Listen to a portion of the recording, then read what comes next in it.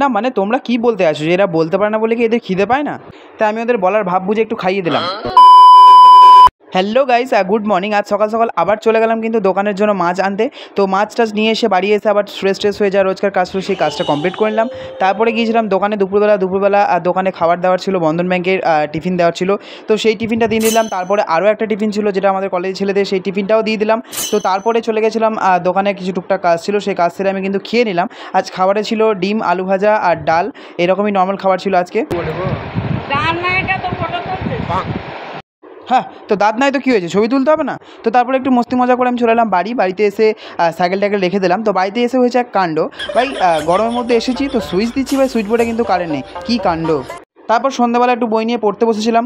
তারপর আবার নিজের কর্মস্থলে খাবার দিতে গিয়েছিলাম রাত্রিবেলা। তো খাবার দিয়ে এসে একটু হেল্প করছিলাম, ডিম টিম ভাজছিলাম। তো সবাইকে দেখিয়ে দিলাম আজকে এটা হচ্ছে মামা, আর এদিকে হচ্ছে মামি, আর ওইদিকে মা আসছে।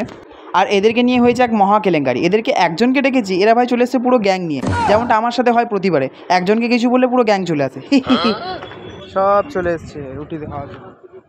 বেশ ঠিক আছে, আজকে তোরা তোদের গ্যাং নিয়ে এসেছি বলে তোরা জিতে গেলি, আমিও পরের বার আমার গ্যাং নিয়ে আসবো। তো আজকে মিনি ব্লগটা এতটাই, দেখা হচ্ছে পরের ব্লগে, টাটা।